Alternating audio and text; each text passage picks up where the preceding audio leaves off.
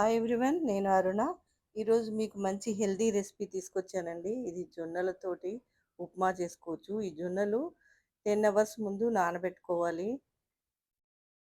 అది బాగా నానిన తర్వాత మనం నెక్స్ట్ డే చేసుకోవడానికి వీలవుతుందండి, లేకపోతే అరగదు. ఒకసారి 2 సార్లు కడిగేసుకొని నీళ్లు పోసుకొని మూత పెట్టి నానబెట్టుకోవాలి. ఇది చాలా హెల్దీ రెసిపీ అండి, తప్పకుండా ట్రై చేయండి. షుగర్ ఉన్న వాళ్ళకి, ఓల్డ్ ఏజ్ వాళ్ళకి, పిల్లలకి అందరికీ ఎంతో హెల్దీ రెసిపీ ఇది. చూడండి నానిపోయింది. దీన్ని మళ్ళీ 2 టైమ్స్ కడుక్కొని కుక్కర్లో పెట్టుకొని ఒక గ్లాస్కి 3 గ్లాసులు వాటర్ పోసి కుక్కర్ 6-7 విజిల్స్ వచ్చే వరకు మీడియం ఫ్లేమ్లో పెట్టుకోవాలి. ఇలా ఉడకాలి మెత్తగా. తర్వాత దాన్ని వడబోసుకోవాలి, ఏమైనా నీళ్ళు ఉంటే పోతుందండి. ఒక పెనం తీసుకొని దాంట్లో ఆయిల్ వేసి తాలింపు గింజలు, శనగపప్పు, పల్లీలు వేసి వేగాక అల్లం చిన్న చిన్న పీసెస్ చేసుకొని వేసుకోవాలండి.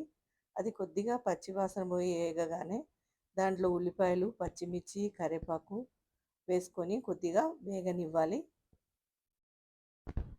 దాంట్లోనే ఏమన్నా కూరగాయలు ఉంటే వేసుకోండి. నేను క్యాలీఫ్లవర్, క్యారెట్ వేసుకున్నాను.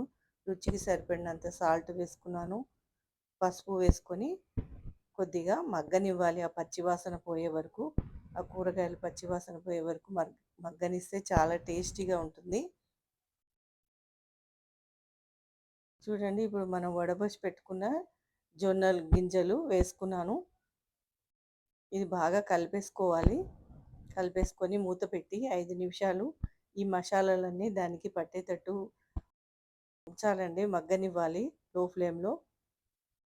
5 నిమిషాల తర్వాత కొత్తిమీర వేసుకొని ఒక నిమ్మకాయ పిండుకొని శుభ్రంగా కలిపేసుకొని వేడివేడిగా సర్వ్ చేసుకుంటే ఎంతో హెల్దీ రెసిపీ అండి. ఇది అందరికీ తప్పకుండా నచ్చుతుంది. ఈ వీడియో మీకు నచ్చినట్లయితే లైక్ చేయండి, షేర్ చేయండి. కొత్తవారైతే సబ్స్క్రైబ్ చేయండి. చూడండి, చూస్తుంటే నోరు ఊరుతుంది కదా. Thank you for watching.